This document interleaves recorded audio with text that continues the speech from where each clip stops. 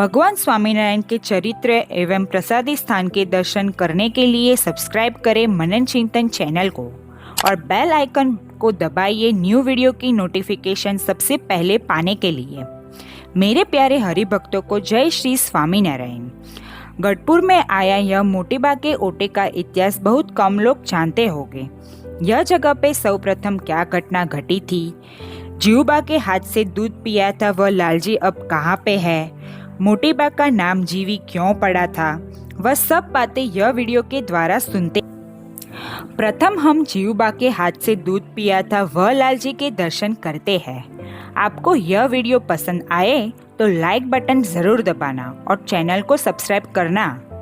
प्रथम हम लालजी का चरित्र सुनते हैं। जीवबा के पिताश्री एबल खाचर तो वैसे धार्मिकता में मानते थे, पर एक बार थोड़े गुस्से में आके जीवबा पूजा कर रहे थे, वहां आके गुस्से में बोले, बेटा जीवी, भरत काम करने की उम्र में यह भक्ति कर रही हो, कल उठ के ससुराल जाओगे तो साथ में क्या लेके जाओगे? भक्ति तो बुढ़ापे में करनी होती है, अभी तो नहीं समझोगे। तब जीवबा ने कहा कि बापू, ठाकुर जी की सेवा छोड़ने को मुझे नहीं कहना। यह भगवान को सेवा करने से तो भगवान राजी होते हैं और यह लोक और परलोक दोनों सुधर जाते हैं। बापू, आप कहते हो कि बुढ़ापे में गोविंद का गुण गाने चाहिए, अभी नहीं, किंतु यह देह का कोई भरोसा नहीं। अचानक मृत्यु आ जाए तो भगवान की भक्ति सेवा करना रह जाता है, इसीलिए ऐसी बातें मुझे कभी भी मत करना। बेटी के छोटे मुंह से बड़ी बात सुन के एबल बापू बोले, बेटी जीवी, तुम कहती हो कि यह मूर्ति छोड़ने जैसी नहीं है, तो क्या सच में यह मूर्ति में भगवान है?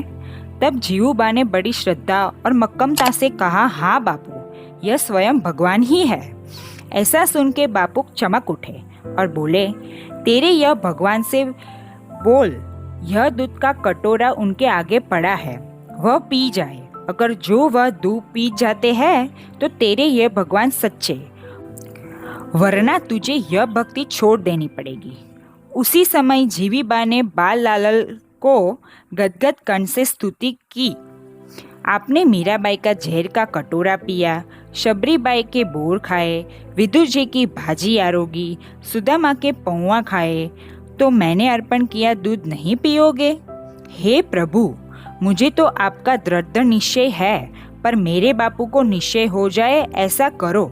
जो आज दूध नहीं पियो तो मेरी आबरू जाएगी। मैंने आपको प्रकट मान के सच्चे भाव से भक्ति सेवा की हो तो आज लाज रखो, ऐसा जीवबा ने कहा। इतने में ही लालजी ने हाथ लंबा करके कटोरा हाथ में लेके दूध पीने लगे। ऐसा चमत्कार देख के बापू एबल खाचर बेटी जीवबा को लक्ष्मी जी का अवतार मानने लगे। यह घटना के बाद बापू ने जीवबा को पूजा करने से नहीं रोका। देखने वाले सब आश्चर्यचकित हो गए। सब कहने लगे, आप मनुष्य नहीं हो, कोई देवी जीव हो। एबल खाचर कहते हैं कि मेरे पुण्य का कोई पार नहीं है कि आपने मेरे घर अवतार लिया, तो ऐसे लालजी ने दूध पिया था। यह कटोरा हाल गढ़पुर में आनंद भुवन, जहाँ श्री हरि की प्रसादी की वस्तुएं रखी हैं, वहाँ पे है। उसमें यह दर्शन देते हैं। और यह लालजी गढ़पुर में धर्म भक्ति वासुदेव के पास सोने के सिंहासन में विराजमान है। गढ़पुर के दरबार श्री एबल खाचर को 4 पुत्रियां और 1 पुत्र, ऐसे कुल 5 संतानें थी। उनके नाम यह मुजब है, जीवबा, लाडूबा, पाचूबा और नानीबा पुत्रिया, और पुत्र का नाम दरबार श्री भक्तराज दादा खाचर। दरबार श्री एबल खाचर के यह 5 संतानों में बाश्री जीवबा सबसे बड़े थे, इसीलिए उनके कुटुंब में सब लोग उनको मोटीबा ऐसे नाम से बुलाते थे और सत्संग में भी मोटीबा नाम से बहुत प्रसिद्ध थे। सांप्रदायिक सत्शास्त्रों में और कीर्तनों में बाश्री जीवबा का उल्लेख जयाबा या जयाबाई नाम से किया है, इसीलिए जीवबा, मोटीबा या जयाबा यह तीनों नाम बाश्री जीवबा के ही है, ऐसे समझना। गढ़पुर के गांव धनी बापू श्री एबल खाचर की 2 पत्नियां थीं। उसमें एक का नाम सुरबाई और दूसरी का नाम सोमबाई। सुरबाई का पियर करियाना था और सोमबाई का पियर बोटाद था। सुरबाई के 4 पुत्र हुए, पर यह 4 पुत्रों की बालपन में ही मृत्यु हो गई। उसके बाद उनको एक बेटी का जन्म हुआ। वह जी गई, इसीलिए उनका नाम जीवी रखा गया। वही हमारे महामुक्त जीवुबा। जीवुबा का जन्म सन 1849 के वैशाख सुद पूनम के पवित्र दिन हुआ। वह बचपन से ही मीराबाई के जैसे खिलौनों की जगह पे बाल कृष्ण की मूर्ति के साथ खेलते थे। जीवुबा जब शादी के योग्य हुए तब उनकी शादी कुंडल गांव में करने को आई थी। तब जीवुबा शादी से बिल्कुल राजी नहीं थे, इसीलिए शादी के पहले दिन ही जब उनके पति रूम में आए तब जीवुबा नागनी के रूप में दिखने लगे। तब सब हकीकत समझ में आई थी और समझ आया था कि यह तो महामुक्त है, इनकी शादी नहीं होती। बाद में वापस गढ़ड़ा भेजा गया। यह कथा बहुत बड़ी है, इसीलिए यह कथा हम दूसरे वीडियो में देखेंगे। स्वयं श्रीजी महाराज ने गढ़ड़ा अंत्य प्रकरण में 24 में वचनामृत में कहा है कि जीवुबाई का श्रद्धा का अंग है। तो यह बाबत का जीवुबा का एक प्रसंग देखते हैं। यह सुनने से हमको ख्याल आएगा कि यह कितने श्रद्धावान थे।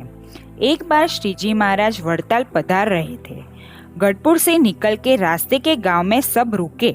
वहाँ सबने खाना खाया, पर श्रीजी महाराज ने खाना नहीं खाया। तब जीवुबा लाडूबा सब साथ में ही थे।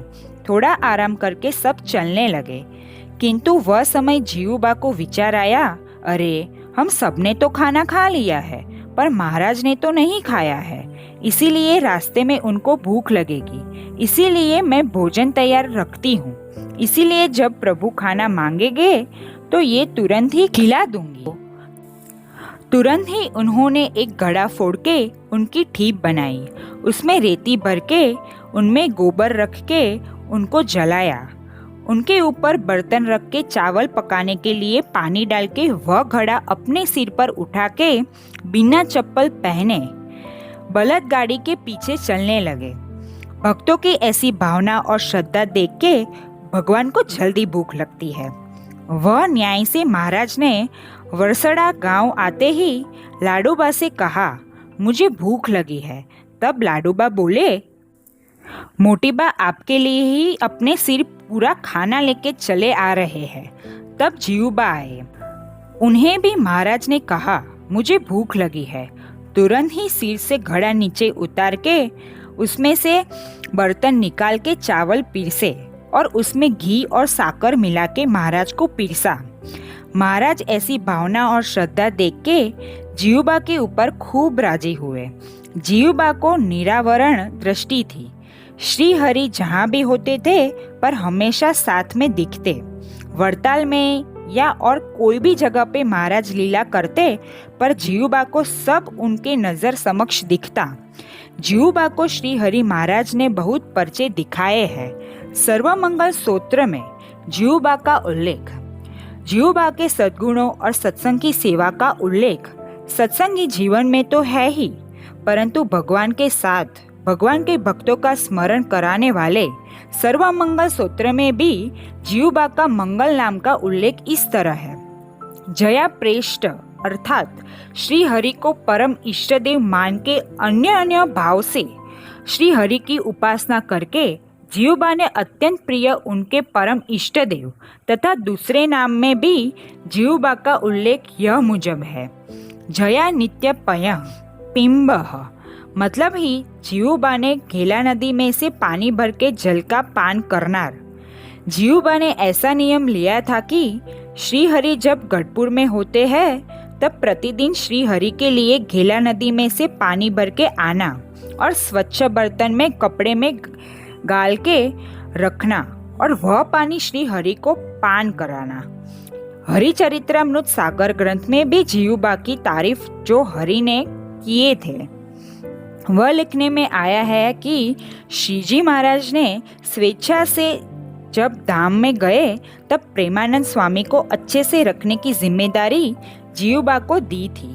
इसीलिए वह गोपीनाथ महाराज का प्रसादी का थाल हर रोज प्रेमानंद स्वामी के लिए भेजाते थे। श्रीजी महाराज धाम में पधारे उसके 30 साल बीत गए, फिर भी जीवबा के धाम में ले जाने महाराज आते नहीं है। अब मोटे बा की उम्र बहुत हो गई थी। उनको महाराज को मिलने की तालावेली बहुत ही बढ़ गई थी। इसीलिए समाधि वाले रामबाई थे, उनको पूछने को भेजा। रामबाई समाधि में धाम में जाके महाराज को पूछा तो प्रभु ने कहा, गढ़ड़ा में श्री हरिकृष्ण महाराज की मूर्ति की स्थापना करने का संकल्प हमारा है। वह जीवबा पूरा करे तो उन्हें तुरंत ही धाम में लेके जाएंगे। रामबाई ने आके जीवबा से बात की। तुरंत ही उन्होंने आचार्य रघुवीर जी महाराज को बताया। उन्होंने गोपीनाथ जी का मूर्ति का बनाने वाले नारायण जी भाई को बुलाया और श्री हरिकृष्ण महाराज की मूर्ति बनाने का काम उनको सौंपा और बड़े योगानंद स्वामी के शिष्य रघुवीर चरण स्वामी को देखरेख के लिए वडोदरा भेजा। गढ़पुर से जीवबा ने अपने पास रखे हुए श्रीजी महाराज के प्रसादी के बर्तन आदि वस्तुएं बलदगाड़ी में भर के वडोदरा भिजवाए और प्रसादी के बर्तन पिघाल के उसमें से श्री हरिकृष्ण महाराज की मूर्ति बनाई। पंचधातु की मूर्ति तैयार होते ही गढ़ड़ा गोपीनाथ जी को दाईं बाजू हरिकृष्ण महाराज 1960 में पाचम के दिन आचार्य रघुवीर महाराज के हाथ से मूर्ति प्रतिष्ठा करने को आई। मूर्ति प्रतिष्ठा होते ही जीवबा ने श्रीजी महाराज को प्रार्थना की, हे महाराज, हे प्रभु, अब आपका वियोग सहन नहीं हो रहा है, इसीलिए हे प्रभु अब मुझे धाम में ले जाओ। तुरंत ही महाराज ने दर्शन दे के बोले, जेठ सुद पाचम के दिन तैयार रहना, हम लेने आएंगे। जीवबा को अत्यंत आनंद हुआ। दादा खाचर के परिवार को और सर्व सत्संगी बहनों को सत्संग दृढ़ रखने की भलामण की। बाद में 1916 में ज्येष्ठ शुद्ध पाचम को मत के हिसाब से जेठ सुद छठ के दिन गाय का गोबर मंगा के लीप के स्नान करके जीवबा उसमें बैठे के और बोले, सब धुन बोलो, महाराज मुझे लेने आ रहे हैं। धुन चालू हुई तब अनंत मुक्त सहित श्रीजी महाराज दिव्य विमानों लेके पधारे।